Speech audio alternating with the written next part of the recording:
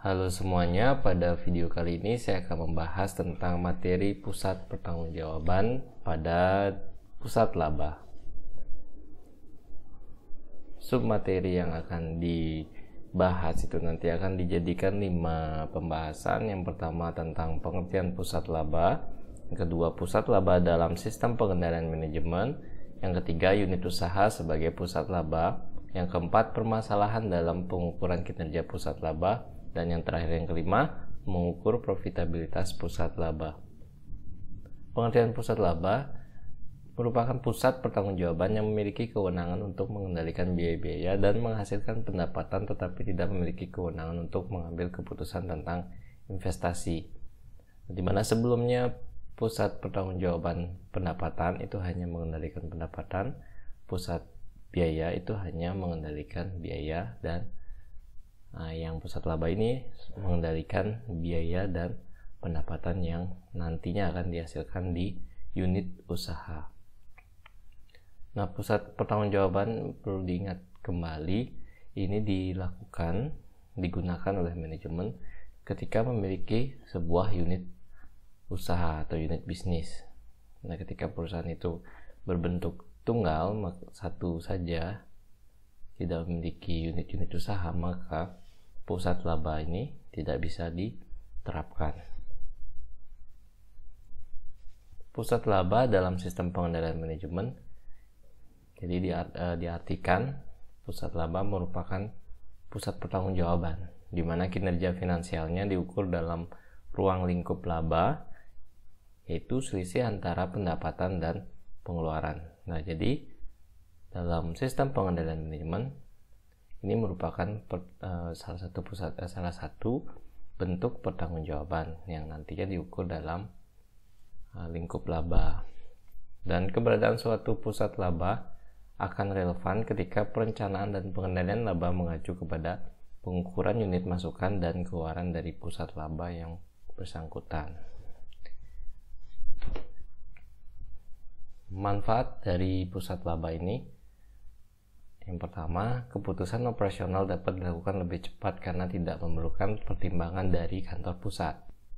Jadi memang perusahaan yang menggunakan pusat pertanggungjawaban, terutama pusat laba, ini memang lebih cepat karena ya pertimbangan dari kantor pusat itu sudah bisa tidak digunakan ketika keputusan manajemen itu sudah mengambil beberapa keputusan untuk kepentingan peningkatan laba unit usahanya, seperti itu. Jadi untuk meningkatkan laba di unit usaha itu ada namanya manajemen unit usaha. Dia diperbolehkan mengambil kebijakan yang penting nanti pada akhir bulan atau periode yang sudah ditentukan, laba yang dihasilkan sesuai dengan perencanaan atau sesuai dengan anggaran yang sudah ditetapkan dari kantor pusat. Jadi proses menentukan labanya, proses mendapatkan labanya itu diserahkan kepada manajemen unit bisnis. Dengan kantor pusat tidak ikut campur lagi. Yang kedua, kualitas keputusan cenderung lebih baik karena dilakukan oleh orang yang benar-benar mengerti tentang keputusan tersebut. Nah, karena manajemen unit usaha dia langsung terjun di usaha tersebut, jadi biasanya lebih paham daripada kantor pusat. Nah, jadi misalnya kantor pusat memiliki beberapa unit usaha seperti unit yang menjual makanan dan minuman, unit yang menjual pakaian, unit, dan seterusnya ada beberapa unit. Nah, tentu unit usaha ini yang lebih paham tentang konsumennya siapa, kendala, dan lain sebagainya, ketimbang di kantor pusat yang dia tidak terjun langsung seperti itu. Manajemen kantor pusat bebas dari urusan operasional rutin dan bias lebih fokus pada keputusan yang lebih luas. Oke, lanjut. Untuk kesadaran laba lebih meningkat pada manajer pusat laba karena ukuran prestasinya adalah laba. Seperti penjelasan yang nomor 1, karena prestasi dari unit usaha diukur dengan laba, maka manajemen unit bisnis itu akan mempunyai kesadaran harus mencapai target dari laba tersebut. Yang selanjutnya, pengukuran prestasi pusat laba lebih luas daripada hanya pengukuran pada pusat pendapatan dan pusat biaya yang terpisah. Selanjutnya, manajer pusat lebih bebas berkreasi. Dapat difungsikan sebagai pusat atau sarana pelatihan yang handal karena pusat laba hampir sama dengan satu perusahaan yang independen. Memudahkan kantor pusat untuk memperoleh informasi profitabilitas dari komponen produk perusahaan. Untuk meningkatkan kinerja bersaing karena outputnya siap pakai atau jelas dan sangat responsif terhadap tekanan. Jadi inilah manfaat dari pusat laba. Nah, kelemahan dari pusat laba, manajemen kantor pusat kehilangan kendali mengenai keputusan yang telah didelegasikan. Manajer pusat laba cenderung hanya memperhatikan laba jangka pendek. Ya, karena unit bisnis hanya dibebankan tingkat laba, nah maka perusahaan cenderung, unit bisnis terutama cenderung untuk mencapai laba yang ditargetkan pada bulan tersebut atau periode tersebut tanpa kadang-kadang mengesampingkan jangka panjangnya. Seperti itu. Jadi mungkin ada kebijakan manajemen yang menghasilkan laba tinggi, namun di periode jangka panjang labanya tidak bertahan lama. Nah, seperti itu. Ya, misalnya seperti mungkin manajer unit melakukan sebuah marketing terhadap produknya, misalnya beli 2 gratis 1 dan seterusnya, sehingga brandnya akan secara jangka panjang akan berkurang nilainya. Mungkin seperti itu contohnya. Tapi manajer unit bisnis dia hanya berpikir bagaimana cara mendapatkan laba pada saat jangka pendek tersebut pada bulan itu gitu. Jangka panjangnya apakah itu meningkat atau tidak, itu biasa tidak dipedulikan oleh manajemen unit bisnis ketika menggunakan pusat laba. Terus yang ketiga, organisasi pada awalnya bekerja sama antara fungsi satu dengan lainnya menjadi saling bersaing ya. Berdasarkan unit bisnis, karena kinerjanya adalah laba, jadi semuanya saling bersaing untuk mendapatkan laba yang setinggi-tingginya. Yang keempat, terdapat kemungkinan peningkatan perbedaan pendapat dalam pengambilan keputusan yang dapat menimbulkan pertentangan antara pusat pertanggungjawaban. Nah, ini terjadi ketika unit bisnis bersinergi dengan unit bisnis lainnya. Contoh, unit bisnis kain memang memproduksi kain dan menjual kain, dan tingkat prestasinya atau pusat labanya diukur dari laba penjualan kain. Nah, selanjutnya ada unit bisnis baju, dia membuat baju, produknya baju dan menjual baju, dan labanya adalah laba penjualan baju. Nah, misalnya unit A yang tadinya jualan kain dan unit B adalah jualan baju, itu saling bersinergi antara unit A menjual kainnya ke unit B yang membeli kainnya, maka biasanya di sini ada pendapat yang berseberangan. Ya, misalnya contoh, terlalu mahal mungkin harga bahan bakunya, harga kainnya terlalu mahal. Kalau terlalu murah, si A atau perusahaan A, otomatis harga kainnya murah juga, sehingga labanya turun. Sedangkan kantor pusat inginnya laba yang sudah ditentukan, cenderung tinggi. Jadi perusahaan kain akan mencari laba setinggi-tingginya, mungkin dengan cara meningkatkan harga jual. Sedangkan untuk PTB yang unit B yang menjual baju, dia membeli bahannya di unit A yang mahal, unit B akan mengalami laba yang menurun, sehingga di kantor pusat unit B terlihat kinerjanya menurun dari unit A. Nah, seperti itu. Selanjutnya, tidak ada yang menjamin bahwa divisionalisasi pada masing-masing pusat laba akan menjamin peningkatan laba perusahaan menjadi lebih optimal. Kualitas pengambilan keputusan oleh manajer divisi mungkin bisa lebih jelek daripada manajer puncak. Selanjutnya, menimbulkan terjadinya tambahan biaya yang dikeluarkan untuk kegiatan manajerial divisi.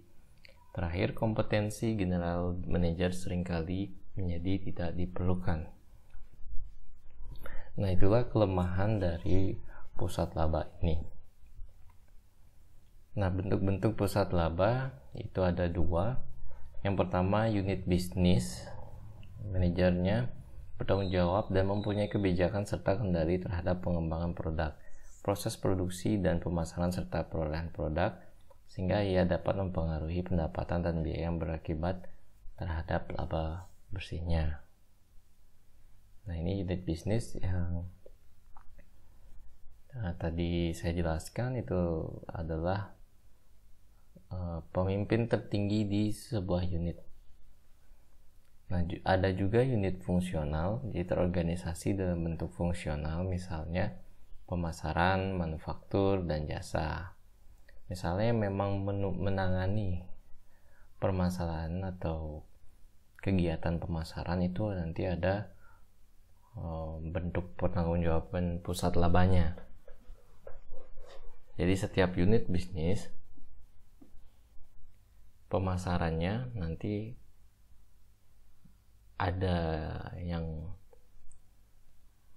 mengendalikannya, ada yang bertanggung jawab terhadap tingkat laba yang akan dihasilkan. Itu jika sifatnya adalah unit fungsional, seperti itu. Dan selanjutnya ada unit usaha sebagai pusat laba nih. Hampir semua unit bisnis diciptakan sebagai pusat laba karena manajer yang bertanggung jawab atas unit tersebut memiliki kendali atas perkembangan produk, proses produksi, dan pemasaran. Para manajer tersebut berperan untuk mempengaruhi pendapatan dan beban sedemikian rupa sehingga dapat dianggap bertanggung jawab atas laba bersih. Unit usaha dalam hal ini masih sama ya seperti tadi penjelasannya. Jika dikaitkan dalam pusat laba, maka unit usaha ini akan bertujuan untuk menghasilkan laba yang sudah ditargetkan oleh kantor pusat. Maka unit usaha nanti akan berpikir dia secara mandiri untuk misalnya bagaimana mengendalikan perkembangan produk, proses produksinya bagaimana, dan pemasaran. Itu unit usaha bisa mengambil kebijakan sendiri, karena ini nanti akan berdampak pada tingkat laba yang akan dicapai. Nah, kalau misalnya ini tidak diberikan kebijakan seperti itu, hanya kantor pusat yang mengatur, ketika labanya tidak sesuai dengan target, ini dirasa kurang adil, karena kebijakan dari pusat yang mengatur pusat, pada saat laba yang dihasilkan menurun atau tidak sesuai dengan target, unit usaha yang harus bertanggung jawab kan tidak bisa. Ketika melakukan pusat laba, maka unit usaha dia bisa mengendalikan labanya sendiri.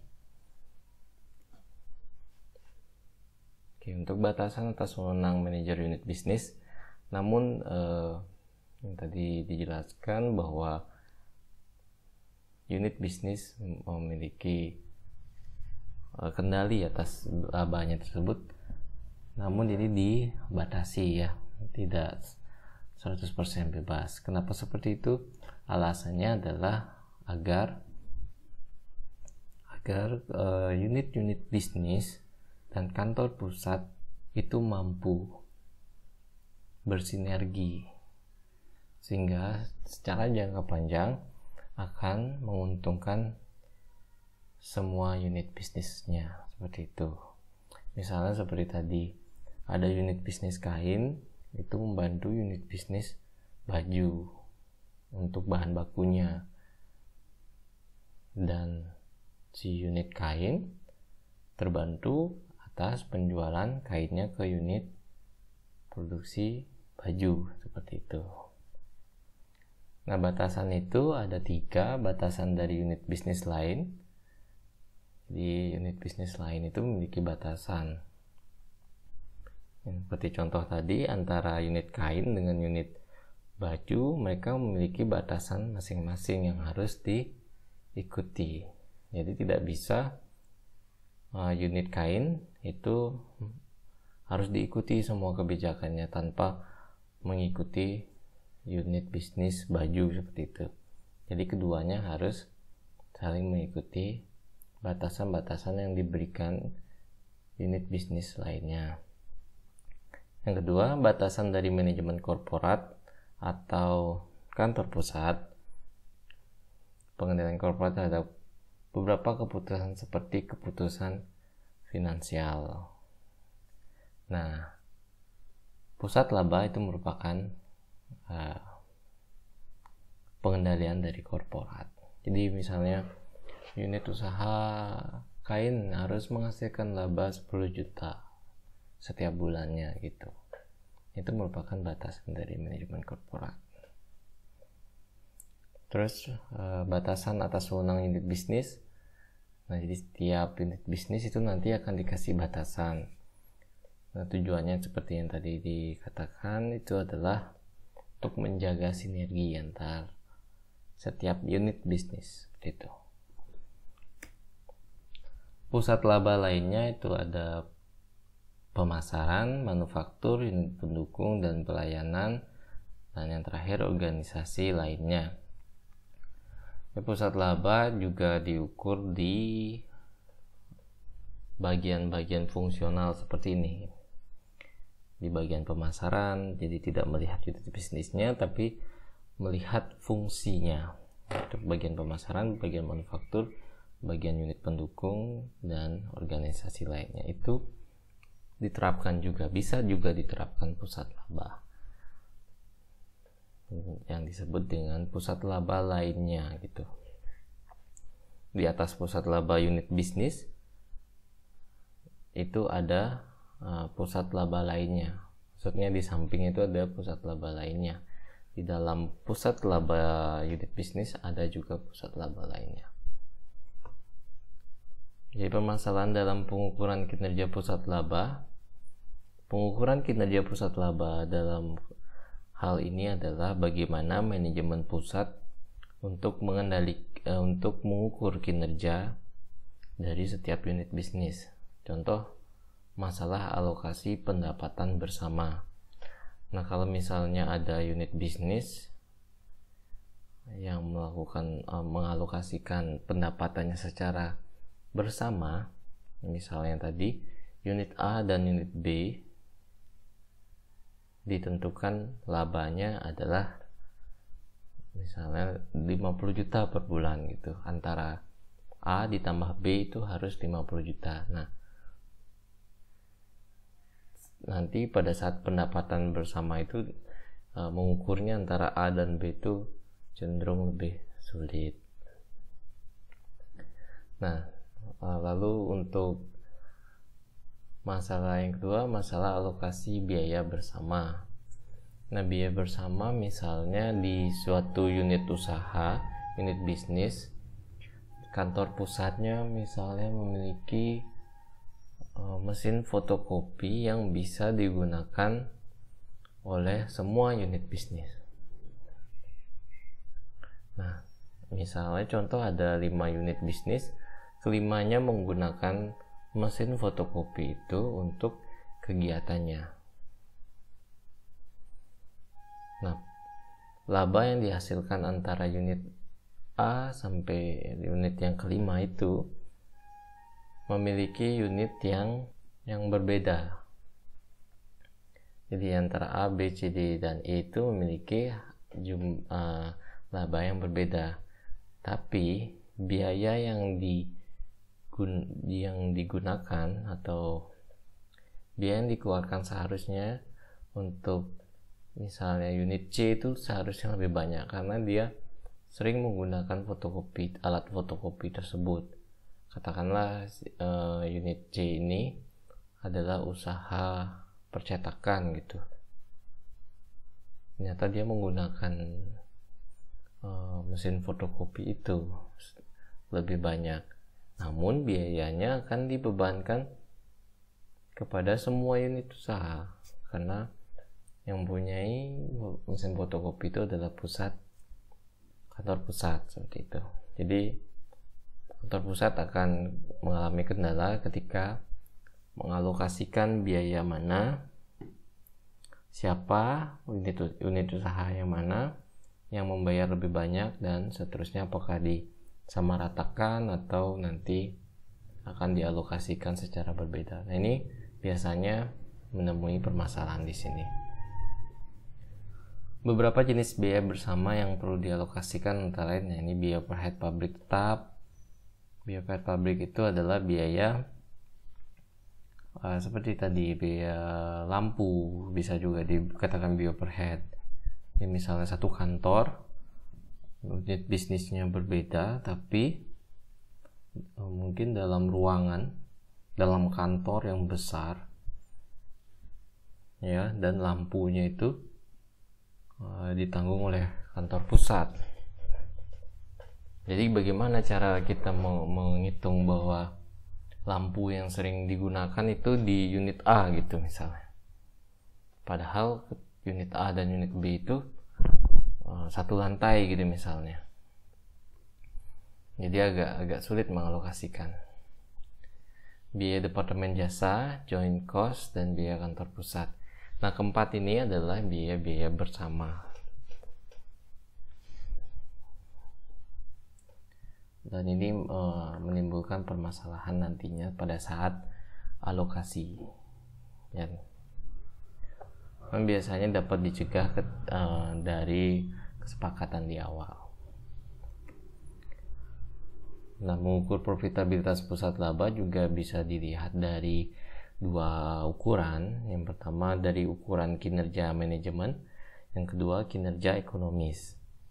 Untuk pengukuran kinerja manajemen dimaksudkan untuk menilai tingkat kinerja manajer suatu pusat pertanggungjawaban dalam mencapai tujuan. Pengukuran ini dilakukan dengan maksud untuk proses perencanaan, pengkoordinasian, pengendalian kegiatan, dan pemberian motivasi kerja para manajer pusat laba. Sedangkan kinerja ekonomis, pengukuran kinerja ekonomis ini menekankan pada prestasi manajer pusat pertanggungjawaban sebagai suatu kesatuan ekonomi. Jadi dapat disimpulkan untuk kinerja manajemen ini adalah nanti akan dilihat rencana dengan hasilnya apakah sudah sesuai dari perencanaan sampai dengan hasil seperti itu. Sedangkan kinerja ekonomis dilihat dari kesatuan ekonomi. Ekonomi itu bisa dihitung secara moneter. Contohnya tingkat laba, tingkat penjualan, seperti itu. Jadi ada dua alat ukurnya. Nah, jenis-jenis ukuran kinerja yang di laporan keuangan yang bisa dilihat dari ekonominya, dari satuan moneternya, pertama ada margin kontribusi. Margin kontribusi ini merupakan selisih antara total pendapatan atau penjualan dengan total biaya variabel, baik biaya variabel yang terkendali maupun biaya variabel yang tidak terkendali oleh manajer pusat laba yang bersangkutan. Yang kedua bisa dilihat dari laba langsungnya. Jadi laba itu dengan cara mengurangkan pendapatan divisi dengan semua biaya yang langsung terjadi dalam divisi yang bersangkutan tanpa memperhatikan terkendali atau tidak. Ini laba yang dapat dikendalikan, laba yang terkendali laba yang terkendalikan divisi dihitung dengan cara mengurangkan pendapatan divisi dengan biaya-biaya yang terkendali oleh manajer divisi yang bersangkutan. Ini yang keempat ada laba sebelum pajak. Laba bersih divisi sebelum pajak dihitung dengan cara pendapatan divisi dikurangi dengan biaya langsung divisi dan dikurangi lagi dengan biaya dari kantor pusat. Konsep laba ini mencerminkan prestasi ekonomi divisi. Yang terakhir ada laba bersih sesudah pajak. Konsep ini digunakan untuk menilai prestasi ekonomi divisi. Jadi semua alat ukur ini biasanya ada tuh di laporan keuangan ya. Mulai dari tadi margin kontribusi, laba langsung, laba yang dapat dikendalikan, laba sebelum pajak, dan laba bersih sudah pajak. Namun untuk margin kontribusi itu biasanya ada di laporan keuangan perusahaan dagang dan perusahaan manufaktur. Baik, sekian atas pemaparan materi kali ini. Mudah-mudahan materi ini dapat menambah sedikitnya referensi tentang pusat pertanggungjawaban. Jadi terima kasih atas perhatiannya. Saya ucapkan terima kasih.